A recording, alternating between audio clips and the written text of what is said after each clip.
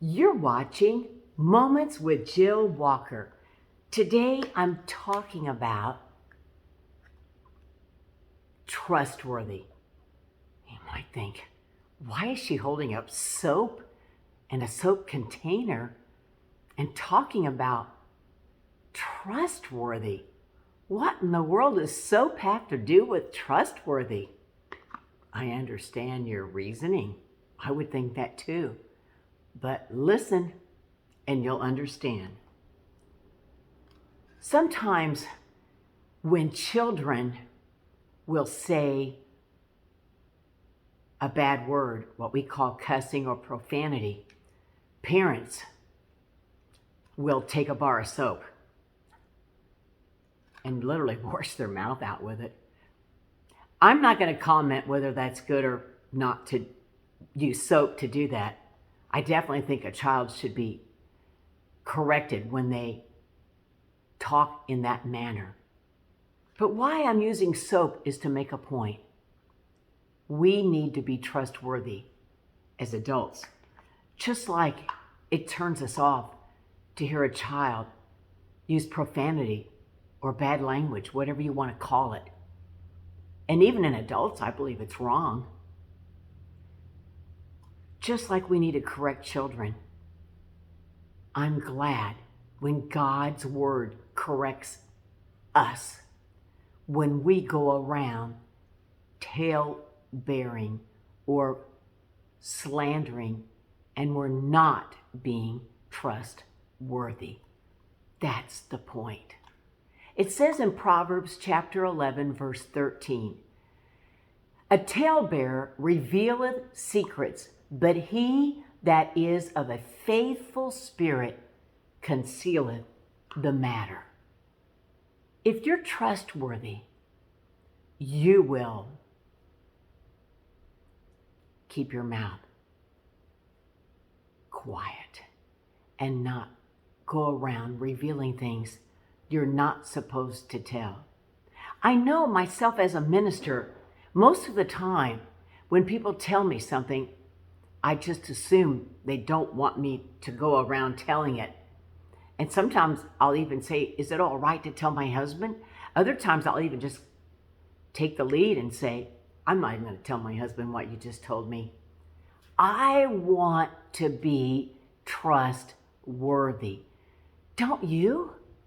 It says in James 3:8, "But the tongue can no man tame. It is an unruly evil, full of deadly poison." When we're not being trustworthy,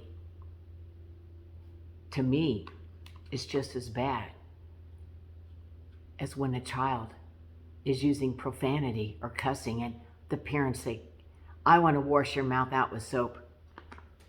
God will clean up our heart and the words that we say when we start reading His Word on this subject of talebearing or how to be more trustworthy. Look at it this way. Just like you would want someone to be trustworthy when you tell them something and keep it quiet.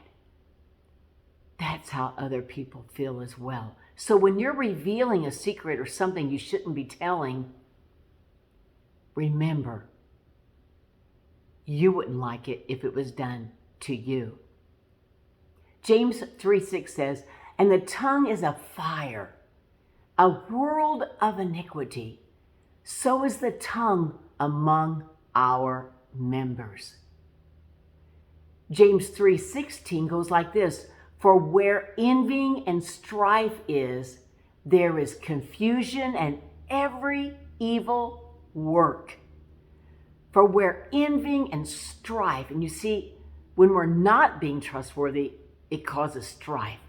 When we're going around tale-bearing, even if it's true, but it's making someone look bad, that's tale-bearing.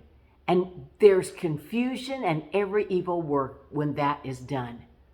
Proverbs 20:19 says, "He that goeth about as a tale-bearer revealeth secrets. Therefore, meddle not with him that flattereth with his lips. Be very careful who you confide to. Most of all, we need to confide to God.